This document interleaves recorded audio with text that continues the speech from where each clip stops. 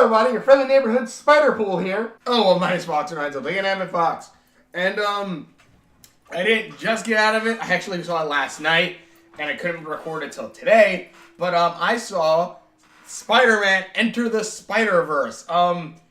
Like, originally I was gonna go see, Bumblebee, but I actually got the days mixed up because they had actually an early screening of Bumblebee. And so I drove all the way to the theater, and it turns out that Bumblebee is until today, or tomorrow, I guess, from that point. So I was like, well, I don't know what to do. And then literally right before I left, someone says, 2 tickets for Enter the Spiderverse, please. And I'm just like, okay, that's what I'm gonna go see. Because, this is a movie I've been wanting to see for a while. And one, early screening, cool. Sadly, they didn't give anything, which kind of sucks, but early screening for Spider-Verse, cool. And also, Spidey is my favorite character, one of my favorite superheroes, if not my favorite superhero. Ever since the animated series, the 90s animated series, Spiderman, ever since then, like, he was my favorite superhero. That's also the show that introduced me to Venom and everything too. Like, that's what got me into Spider-Man. Even though I didn't read the comics a lot, that's what got me into Spider-Man. Every so often I pick up a comics every so often. But like the movies and stuff, I've watched like all of the Spider-Man movies except for maybe like, I don't know, the one before the 90s. I've seen the Spider-Man show. I've seen both Spider-Man, and I've seen almost every Spider-Man animated show. Maybe not completely, but I've seen each of them. I've seen all of the Spider-Man movies, except for things that are before the 2000s. And, the live-action ones. And here's the thing, like, out of all the Spider-Man movies that have come out, out of all of them that were, like, the big screen one, whether that be Tobey Maguire's Spider-Man, Andrew Garfield's Spider-Man, which I actually really liked. Tom Holland's Spider-Man. I will honestly say this is the best Spider-Man movie there fucking is. It, like, just done. This is the best Spider-Man movie until they make something even greater after this. We'll possibly have 2099 in it. Who knows? But, also Spider-Man 2099, that's another one I love. I love all the spin-offs, such as Spider-Man. I actually have some Spider-Man comics by my, bed because I'm reading through them and stuff. But yeah, like, Spider-Man is one of my favorite characters. The Spider Family is one of my favorite things. And I don't know, I just love Spider-Man from bits of just like him, from his powers that are like, his powers, yeah, they are good, but then he's like, to make things better, I can actually build gadgets to help me with my powers and stuff like that. So he adds web shooters. He has the. You don't know how much I freaked the fuck out when the Andrew Garfield Spider-Man, when they teased and they just show like a first-person view of Spider-Man just running along rooftops, and then he just goes and goes. That you see the web shooter just. I'm like, he has the web shooters, and I freaked the fuck out. But this movie is, I will say, probably the best Spider-Man movie there is. And I really love it because, in a sense, this is something that, like, I don't think you technically need to read the comics, but if you read the comics, you will get, like, a better understanding of certain things towards different backstories. But basically, this, again, if you've seen the trailers, this follows Miles Morales as he actually transitions into becoming Spider-Man on his Earth, but while also dealing with, Kingpin, who is trying to affect the multiverse using this machine and bring together all of like Spider-Man's bad guys to help. And it's not really like bogged down by that because Kingpin is technically like the main bad guy, even though there's a crap ton of different bad guys who kind of pop up here and there every so often. But basically you follow Miles Morales as he kind of learns to become Spider-Man. Where like First, he's like, just goes to school. He's a regular kid, goes to school that he doesn't really want to go to, but it's like a high-grade school because he got the grades to go in. And he's trying to even flunk out, but that doesn't work out. His dad's a cop. His mom's a nurse. His dad is kind of rough on him, And basically, the only person in his family, I guess, that he feels like he could actually talk to is his uncle, who's estranged from his dad. And talking, and basically, like, that's the only person you feel like you can talk to, express stuff. And I'm like, okay, I can get a lot of this. And then eventually you get the whole thing. He gets bit by a spider. He accidentally runs into, but there are so many context clues. I'm like, a reveal later on, and I'm just like, holy shit, how did I not notice all of this? But he basically, again, like, you're following Miles on his Earth, where basically when he first which again, this movie had me. You see Miles slowly transition into becoming Spider-Man, and while also like the title says, so Spiderverse starts to happen, where the webs that connect all of reality into reality, stuff like that, where like they say, like, basically that the multiverse is like spider webs connecting back and forth between all of these things. Hence, and just so happens a lot of Spider-Men and women like to traverse these webs, but because of this machine, it pulls Spider-Men from other worlds, whether that be Spider-Man Noir, which actually is a Spider-Man I don't think I've seen for a while, or I just haven't seen that one before. Spider-Pig, which I have seen before in when they did a similar thing on the Ultimate Spider-Man show. Penny Parker with her spider bot, and a telekinetic link to a spider that controls inside the bot. And Spider-Gwen. And Spider-Gwen, which I definitely know because I've read the comics and all that stuff. Hers, I definitely read the comics, stuff like that. Ever since I saw the event Enter the Spider-Verse, and that's what got me back into that's what got me into Spider-Gwen. I'm like, oh, cool, I didn't know about Gwen Stacy like this. And I also, when I learned about oh darn, I just messed this up. Crud. But that's also when I learned like about like the Scarlet Spider is like Kane takes over from Ben Reilly and all that stuff. And it's freaking great. But yeah, like, so you have like Miles slowly trying to work his way up from these different things. He sees spoilers, I guess, because the first time I'm a little scattered around, I guess, but so I apologize, but it's a really good movie. But one thing I really love about this movie is you kind of see Spidey in a different light. At least to me, I think I saw it in a different light. Because when Miles first runs into Spider-Man, it's like in the middle of a battle with Green Goblin and I forgot who it was. I think it was Scorpion. I can't remember. He's fighting two bad guys. But and the thing is, like, this isn't like Peter Parker, like every other Spider-Man Peter Parker origin story. Like, literally every time a new Spider-Man is introduced, they literally go back to they throw their first comic on the ground and go, this is my backstory. Like, all right, let's do this one more time, because it's literally making fun of, that the Spider-Man origin story has been done so many times in movies that they're like, okay, here's the thing, and they explain it. But the thing is, like, each time they do it, they at least bring it up differently. Like, there's crap ton of references to the Sam Raimi Spider-Man, where at one point where they show him doing the dance from Spider-Man 3 to like the train stopping, the punching the car. There's some jokes too, like MJ's the one hanging upside down when they give a kiss. It's freaking great. But sorry. But I'm sorry, back to the thing. Basically, when you first see Miles first see Spider-Man, it's in the middle of this large fight. And this isn't the starting off Spider-Man that we all seen in all the movies before. This isn't like the one who seems to be questioning himself and all that stuff. No. This is level 99 maxed out skills Spider-Man. This is the Spider-Man that goes boom, boom, daga, daga. He just goes in and beats the crap out of these bad guys. And literally to the point, and he's also slightly cocky. He's still cocky, yeah. Too, because you see scenes where, like, he just goes, like in the beginning, he literally says, every time I try to leave being Spider-Man, I always get pulled back. That's my job. Nothing can keep me down.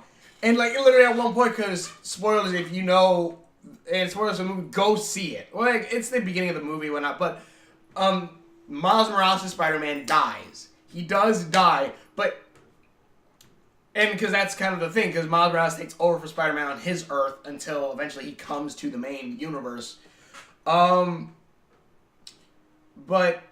but this Peter Parker dies, and literally like right before he's dying and stuff like that, he gives Miles this little like what do they call it? A Fuber. It's a Fuber. It's like a little USB. You just plug it in and fixes stuff. But he gives him this, says, go. And he's like, are you sure? He's like, don't worry, kid. They can't. This is the time I always get back up and help save the day. Don't worry. Miles leaves, and no, he doesn't get back up because Kingpin goes over, gets angry, and just crushes him. Like, I'm assuming he just smashes his chest in. It's not seen, but like you just hear the Kung, and he's dead. And thus then, like, you have like the whole and thus Peter Parker is dead. They dump the body somewhere and the police find the body. We don't see it again, but it is like that. And basically then, I've said it like 3 or 4 times already, you slowly see as everything's happening because of this event that Kingpin did that's messing with the multiverse and could basically make a black hole that will destroy everything. It pulls Spider-Man from other universes. Where Gwen Stacy apparently appeared like a week before because of time travel or whatever. And her spider sense told her to seek out Miles. Or the Peter Parker from another timeline where, I guess, from another timeline where his life isn't as great because the Spider-Man from Miles' timeline, his life has just gone great. And if anything, I think he's the Spider-Man from the video games or something close to it, because at one point he has like the whole, like he has like a spider cave and you have all of his suits and one of them is the white spider suit from the video games. I'm like, that's a nice touch. And but yeah, like this other Spider-Man, it's the like jogger Spider-Man you see in the trailers. He's gotten fat. He MJ broke up with him because MJ wanted kids and Peter thought he wasn't ready to do that. And stuff like that. And like he's just been bad doing certain things like that. And eventually when he comes here, of course, like his whole character arc is kind of learning to be a father, kind of like to Miles, while also being like showing like how to be Spider-Man. He's like, one, of course, he's rough around the edges. He's like, I don't need this kid. It's gonna ruin stuff like that. But you see immediately he has a good heart, especially at one point where like Miles is like, he kind of looks at him. Peter's like, what are you doing? He's like, trying to make you feel guilty. Is it working? He's just like, no, it's not working. No, it's not. God damn it! Fine, get up here. It's great. And like when he does train him and stuff, and like them, Miles and Peter working off each other is so good that I just love it. I really, really love seeing these together, and they do kind of gain that little bit of like a relationship and stuff like that. And like literally, even though like Peter even says like, maybe I want a kid now after this, or something along those lines. And then when Gwen Stacy comes in, again, you have her strong personality and stuff like that. Even though I don't think that either of these Peter Parkers had a Gwen Stacy, which is the kind of thing that kind of things, because again, coming off of Spider-Man the animated series, I didn't know about Gwen Stacy, or there was a girl who looked kind of like her, but I don't think that was her. But yeah, I didn't know about Gwen Stacy until like way later in life, until like the movies, The Amazing Spider-Man came out, and then I learned about Gwen Stacy, which again, I say I'm such a big fan, and I don't know who Gwen Stacy is, but which if anyone else doesn't know, she was Peter's first love interest before MJ, and through certain events with the Green Goblin, Spidey accidentally kills her, and that's like his second biggest thing other than Uncle Ben. That is his second biggest thing, and it sucks that it's left out of so many things. But basically, Peter, Miles, and Gwen team up as they have to find a way to get this Uber fixed, the Goober fixed, as well as deal with Doc Ock coming after him, Kingpin with all of these like Spider-Man villains and stuff like that, which again, it doesn't feel bogged down by villains, because even though some villains are just more like kind of the henchman level, it's still really good, or some certain reveals are done, it's done really well. And it does what I love, and I've said this before and I love this so much, it does the talking to ghosts. Because the Peter that comes from the alternate universe, again, his MJ breaks up with him, and Aunt May is dead. Like, Aunt May, he buries Aunt May. He says that in his backstory and stuff like that. And it's sad. And then when they meet Aunt May in this, it is to the point where, like, my eyes just started watering up. And I'm like, oh, God. And, like, because they both lost each other. Where Aunt May lost Peter and he lost Aunt May. And, like, finally them meet each other. It's kind of like the whole point where it's like, it's these two pieces that aren't part of the same puzzle, but they still fit. Or, like, they are part of the same puzzle, and they'll never fit exactly the right same way again, other than maybe in this special circumstance. It's just beautiful, and I love it. My eyes just are watering. Oh, God, don't make me cry, Spider-Man! And this Aunt May is fucking badass. I like her better than the Aunt May, you know? In Homecoming. This movie blows Homecoming and all the other ones out of the goddamn water. But Aunt May then basically reveals the spider cave to them that's like underneath their house. And that's also where they meet Spider-Man Noir, who's all black and white and is always his jacket's always blowing. And I love because like it's like partial like breaking the fourth wall, which Spider-Man I love because technically he was the one who kind of started that a little bit. But Peter's like, where's that wind coming from? We're in the basement. And he's like, wherever evil goes, the evil winds follow. Or something like that. You get Penny Parker is just a goddamn adorable. You get Spider-Man Noir. And like they're all awesome. Like they all start fighting each other. They're all great. I really, really love this movie. Aunt May is freaking badass because she fights at one point too. I love like everything they do with family. I love what they do with like the multiverse and stuff like that. The crap ton of references, whether it be like the spider buggy and stuff like that. Heck, I freaking love. And like again, like there's also like this looming fear because like the characters who are from another timeline or dimension, they will die if they stay in this timeline because their cells will degenerate or atoms will degenerate because of being in the wrong dimension. And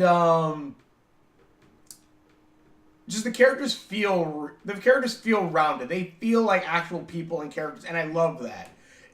I love that. It's really good. And again, like it's not just. They're not just laying up, the innocent young boy Spider-Man. No. Even though Miles is kind of that, with his own flair on it, which they even like do like an homage to like the original comics, and then flip it on again to then like show what their homage. I'm like, oh God. Like they're kind of making fun of like the whole idea of like the Spider-Man stories are retelling themselves always every other movie. But I like that. I like this, and then Peter, again, it's not just young teenage Peter. No, it's not young teenage Peter. No, this is either level 99 Spider-Man, who's the top of his class. He's the skilled superhero who's been doing this for years. Or you have the other Spider-Man, which he's been doing it for years, though not as well, but he's that Spider-Man. It's slowly like, again, Miles coming into his own when he eventually does get his suit, which it kind of seems that like a lot of it is shown in the trailers, but so when he does get his suit, when he slowly learns his powers, where you kind of learn like, because like the whole thing is like, again, like I love the whole part where like Peter says like becoming Spider-Man isn't a choice or you don't know when you do it. It's a leap of faith. Being a hero is a leap of faith, and I freaking love it. Especially put way more context in the part in the trailer, but it's so good. And again, like, just showing the different abilities, powers. The comedy is on point. I love the comedy in this. Or the reveals where, like, one point it was like, what's your name? And they're like, oh, shit. And stuff like that. Or, like, heck, like, the after credit scene, which I don't think it's anything too big. It might hint at something new. It might not. Who knows? I want it to. Because, spoilers for the end credits scene. Though I would say to recommend it if you want to see it. Because during the credits, like, again, like, I don't want to spoil too much of the movie, but during the end credits scene, They kind of show like the different Spider-Mans in their multiverses, and it's just like play the music, and it's done like really cool, like showing like army of Spider-Man and stuff like that. Showing like, and every so often you see like a different suit, different Spider-Man every so often, everywhere in the background. And I'm like, that's cool, that's cool, that's cool, that's cool. It's kind of like when you watch the Batman Lego movie, and you're like, oh my god, they have the Batman references, holy crap! And the thing is, like, as soon as the after credits starts playing, which one, nice homage to Stan Lee, and also in the movie itself, there's even a scene where it's so sad because it's the death of Spider-Man. Like, Miles is going to this shop to buy a costume, and Stan Lee says, yeah, I'm gonna miss him. He was a good friend of mine. It's sad because it's kind of the inverted of what actually happens. But yeah, but even like one point where Miles is like, can I return this costume if it doesn't fit because we're gonna wear it for a memorial? And Stanley goes, kid, eventually it'll always fit. And I'm like, that's freaking cool. And then he said no refunds. Like, oh, that's why he also said that. But Spider, I'm trying to think. I'm sorry, but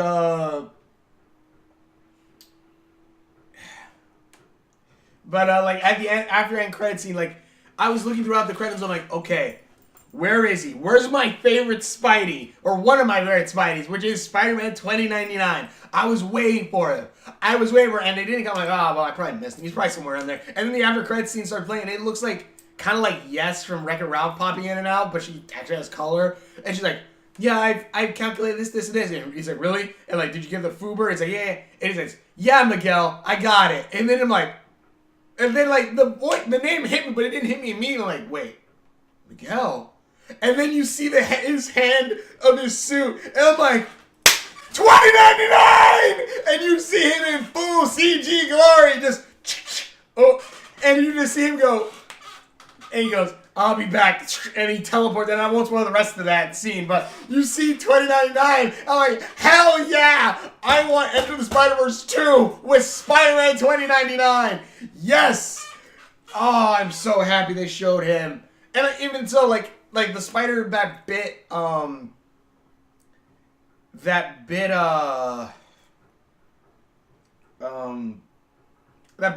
which I think probably came from an alternate timeline, and it's probably how he switches between main timelines and goes to Earth 616 later on. I don't know, but the spider that bites him is from Alchemax, and when they say Alchemax all these times, I'm like, oh my god, like, I'm not sure how big it is in Earth 616, but Alchemax is the company that Miguel, Spider-Man 2099, works for in the future that kind of rules the world, and they're introducing it. So I'm like, cool, oh my god, please tell me Spider-Man 2099 is dropping, and they are. They're setting it up, and I'm like, yes, this is the kind of build-up I want.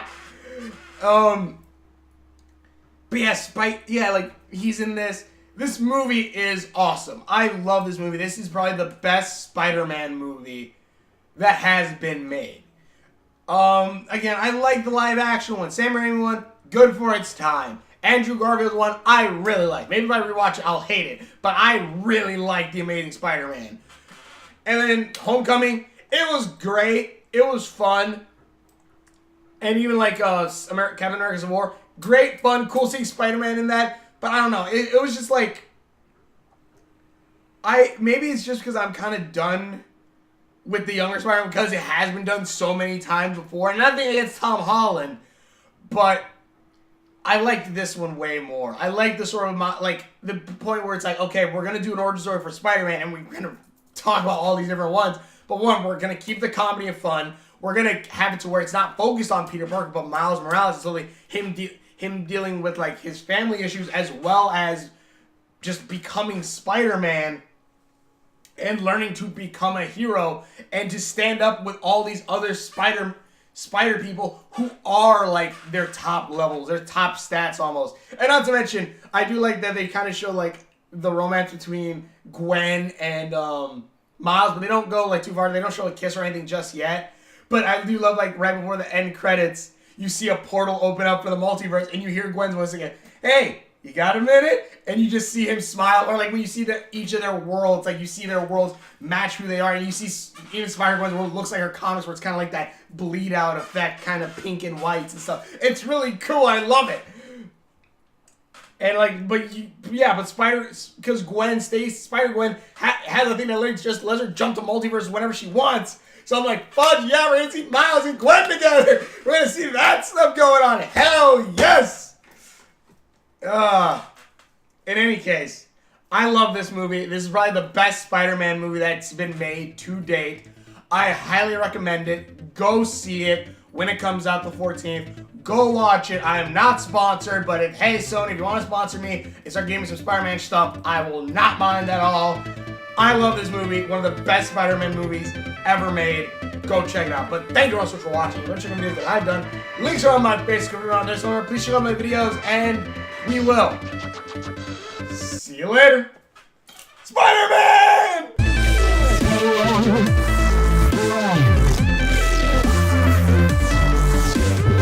Like Stanley said, one person can make a difference.